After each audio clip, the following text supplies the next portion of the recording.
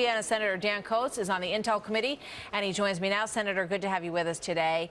Thank you, Martha. What do you make of this? What are we doing here? We're spending billions of dollars, and you can walk through with a bomb.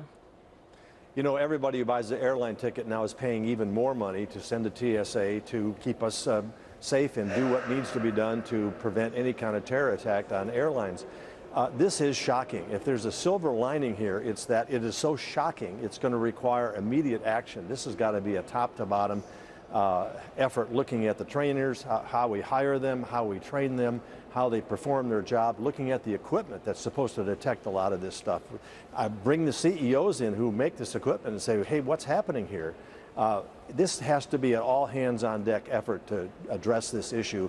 There's just too many people flying on too many planes, and we know the threat is still from terrorists that they would like to take these planes down. So we've got to get on this right now. The message is loud and clear to them that they can get through. It's quite clear. So, you know, we didn't used to have a TSA. We had a private security, and, you know, you could walk through. And I think a lot of people look at this and say, I don't even know if we're any safer for all these billions of dollars that we have spent on this. I interviewed John Pistol, who was the former head of TSA, back in September, because we were alerting people to the fact that there were some real issues here back then. Here's what he said about these foreign, the attack efforts that have started from overseas. Listen to this.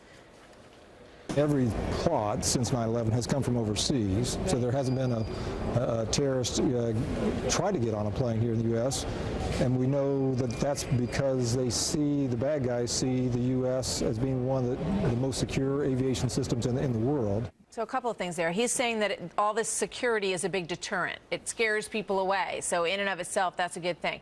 He's also saying that the attacks that we've seen as efforts have come from the underwear bomber and also from Richard Reed, who were flying from outside the country. And of course, we have less control over that. But in both of those cases, Senator, those people were taken down by alert citizens who were on the plane.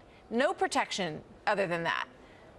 Well, we want people to be alert, that's for sure, because that can be a help. But I mean, we absolutely have to work with our foreign allies and airports around the world to try to detect this from happening overseas. We have to do a lot of more things here in order to ensure passengers that we're taking every effort and every step to keep them safe.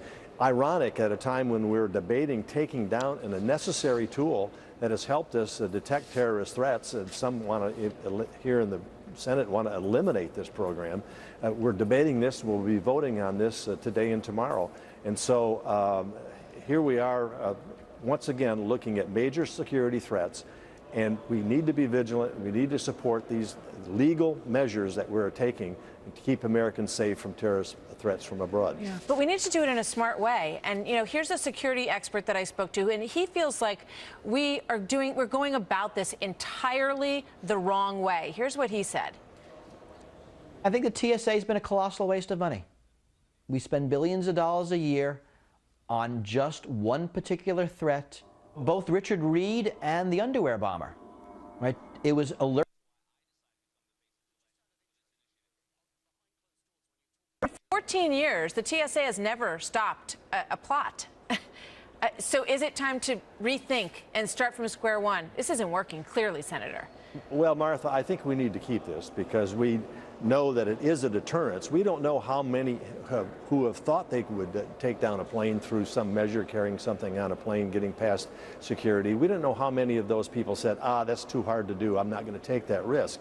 But we have to stay one step ahead of the terrorists, not one step behind. We don't want to wait for something to be successful before we say, oh, we should have detected this. So whether it's passengers staying vigilant, whether it's tightening our TSA, and which we're going to have to do now at airports, whether it's an all hands on deck, everybody engaged, we have to realize terrorism is a threat to American safety, and everybody has to be involved in that. And that's why this debate that's going on in Congress right now on another tool that helps us define these threats needs to be not exaggerated and not overrepresented and misrepresented. So we, as a public, need to basically all be aware that we're living in a different world now, and all of these things have to come together to do everything that we can to prevent these attacks. All right. Well, we know that you're very active on that issue, and we thank you for being here. But, you know, we may need to rethink this TSA thing from the bottom up, and I hope somebody's going to take that on. Senator, thank you. I couldn't agree with you more, Martha. This is all hands on deck, top to bottom. This is a We have to disaster. review this whole program. Thank you very It much, is. sir. Good to have you here.